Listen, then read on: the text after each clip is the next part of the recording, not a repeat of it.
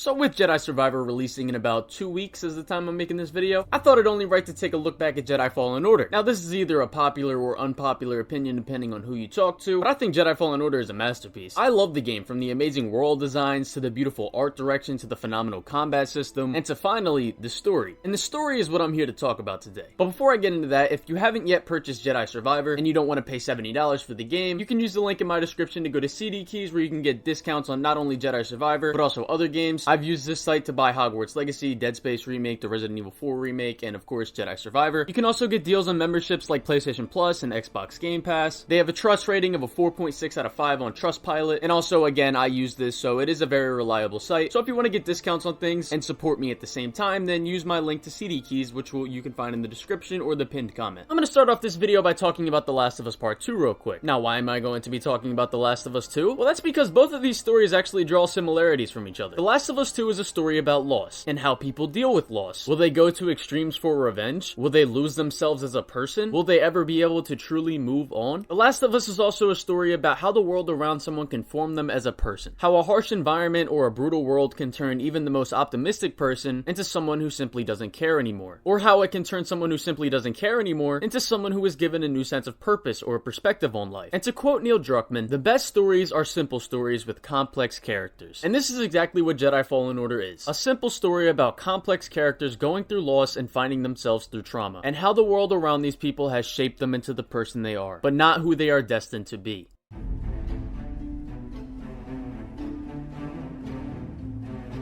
When we first meet Cal, he is someone who is, besides one friend, he is someone who is alone. He's working a job for the oppressive empire as a way to blend in, risking his life every day for little pay. And Cal had been alone for a while. His master died, leaving him alone at the age of 13 as a child trying to make it through the world. And because of the job he works, he is always getting reminders of his past and his internal conflict. And because he's a Jedi, he thinks he can't truly trust or really get close with anyone. And even his closest friend Prof, he still couldn't trust enough to tell about his past. He lives in constant paranoia. But when Prof is about to die, Cal uses the Force to save him, which gives Cal immediate consequences. Cal showing a part of his past as someone caused his only friend's death. And what Prof says to Cal here is the foreshadowing of Cal's character arc in this game. What makes you think I want out of here? Come on, Cal, you're a young guy. You don't end up like me. Eventually, you gotta move on and live your life. Find your destiny.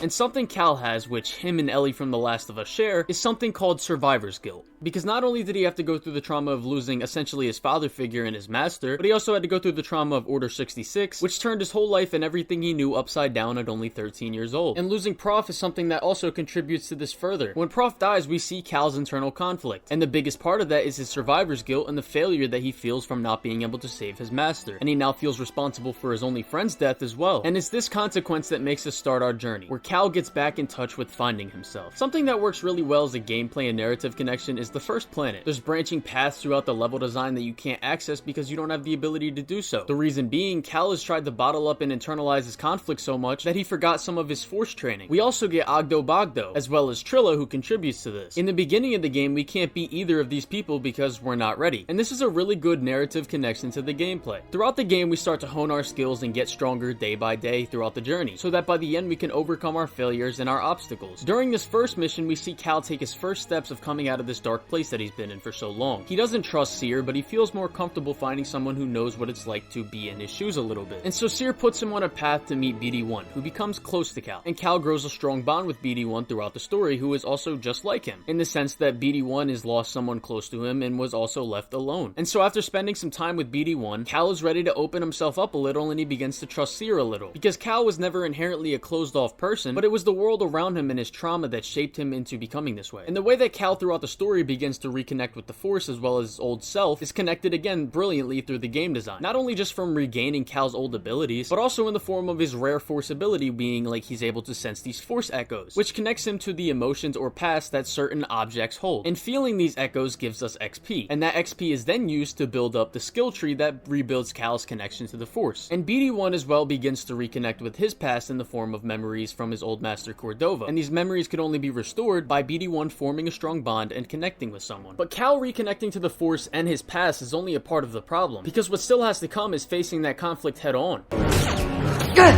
Yes, my blood is on your hands, apprentice.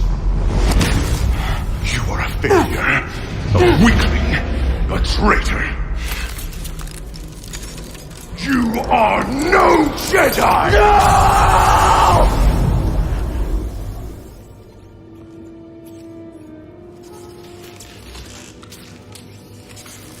After this, Cal goes to Alum to build his own lightsaber, something that would further separate him from the past and help him be able to move on. But in this effort of going through the intense trials of climbing and traversing through the freezing cold air and water, Cal finds a kyber crystal, but it breaks. And Cal is there ready to give up, because he feels like he's a failure yet again. He feels like he's not good enough. But it's through the help of his rebuilt connection with others that allows him to get back up and keep going.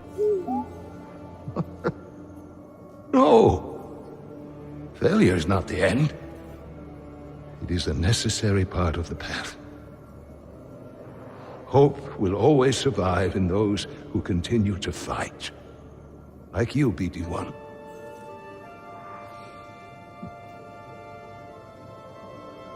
I believe you will find someone just as brave and persistent as you have been. Your memories. You risked them for me.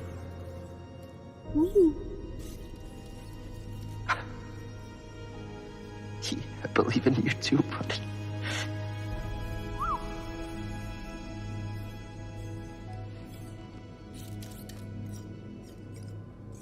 Yeah, you're right.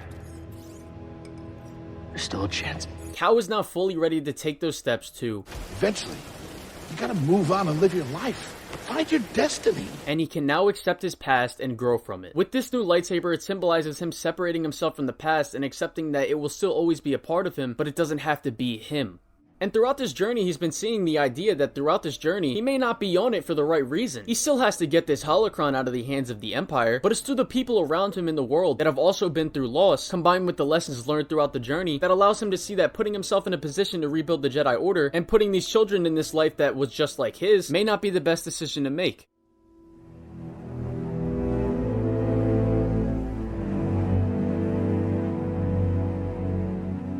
Malicos and Merrin are two people we also see changed and shaped by loss. Malicos being a direct parallel to Cal, both being former Jedi who lost everything they once knew from the Purge, and were both brought into a dark place. Although Malicos falls even deeper than Cal. He has completely lost himself seeking power and control in Dathomir, and he manipulates Merrin, who essentially lost her entire family in the Night Sisters. He manipulates her past trauma into her wanting to get revenge on the Jedi. And of course, Merrin agrees to stand with Malicos because of how her past trauma has made her view the world and the Jedi. When we first meet Merrin, she wants Cal to leave Dathomir, and then very quickly wants him dead because of her preconceived bias against him. But as she sees Malicos try to manipulate Cal the way that he manipulated her, she starts to change. And the more she gets to know Cal, she begins to come out of her internal shell, and we get a great moment like this. After the Purge, I was alone for a long time.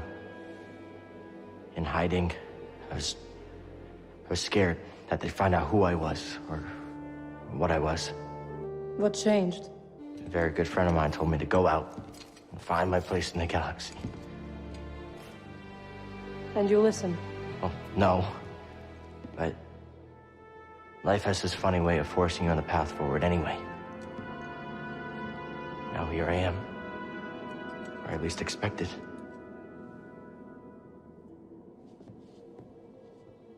A path forward.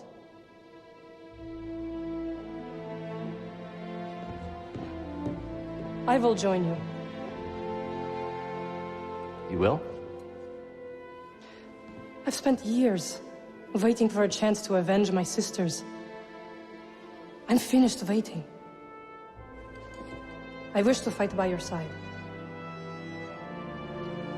Night Sisters and Jedi do not travel together, but survivors. We adapt.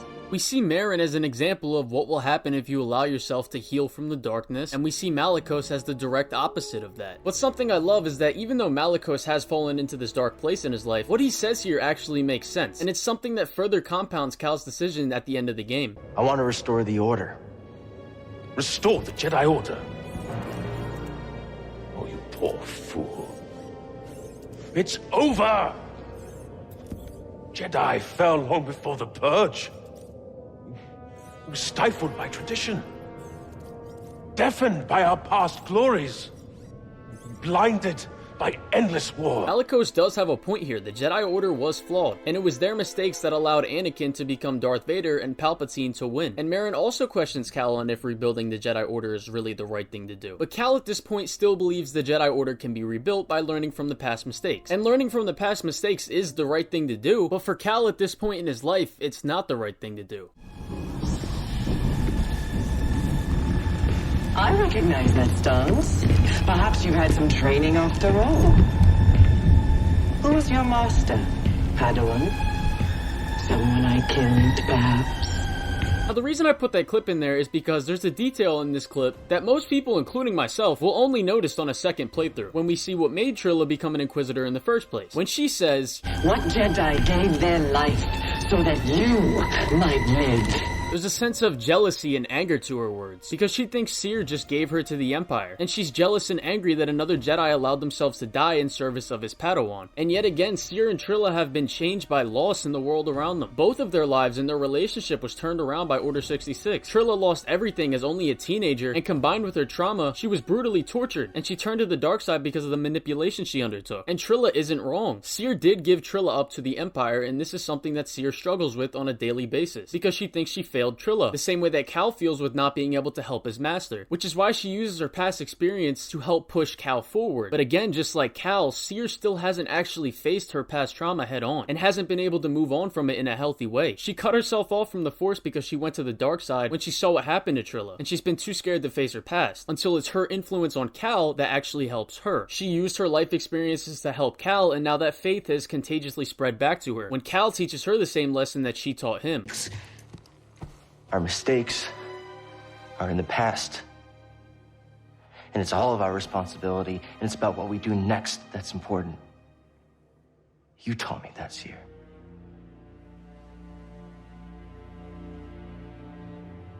You're right.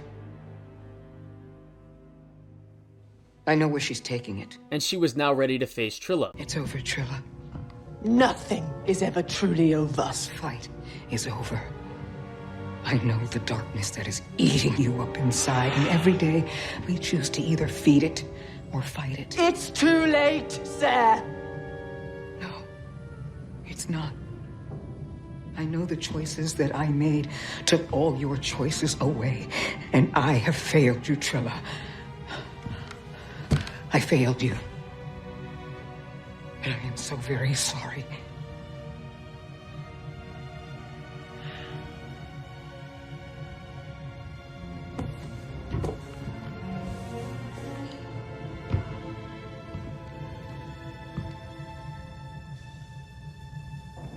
I've carried so much hate for you.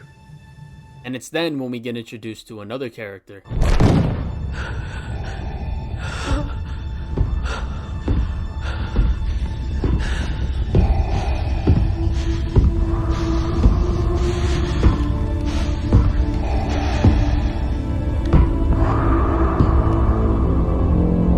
I believe Vader is a character that doesn't need any more than 5 minutes to leave his presence on any project, and that remains true here. Vader is probably the pinnacle of what loss can do to someone in Star Wars. He lost his mother, he lost his arm, he lost Padme, he lost himself. And it's Vader that comes in and reminds us that just because you take a few steps forward, that doesn't mean you've crossed the bridge. You have failed me, Inquisitor. Avenge us! Run! No! You would be wise to surrender. Yeah. Probably. And this is another beautiful connection of gameplay and narrative. When you go through this game and you continue to overcome conflict and hone your skills, you feel more and more throughout the game that you are the most powerful person in the galaxy. Or at least that's how I felt. And when you spend all this time to overcome your strongest rival in Trilla, you're reminded that you still haven't crossed that bridge. And Vader does the same thing to Cere too. She taps back into the dark side to try and stop Vader, and Cal again helps her come out of this. And another thing about Vader in this story is, I don't know if this was intentional or not, but if you really think about it in the way I perceive it, as we discussed earlier, Cal wants to rebuild the Order, but he gets his goal questioned multiple times on whether or not what he's doing is truly the right thing to do. But it's Vader that comes in and really shows Cal that he is not ready. And he does the responsible thing and follows in the words of Prof. You gotta move on and live your life. Find your destiny. It is 6 a.m. and I have finally finished this fucking video. But if you made it to the end, that means you probably enjoyed the video. If you enjoyed the video and you would like to support me, please consider subscribing or giving the video a like. And if you would like to support me even further, feel free to subscribe to my Patreon. It's only $2 a month. And shout out to my 2 Patreons who so kindly support me. I thank you all for watching, and yeah.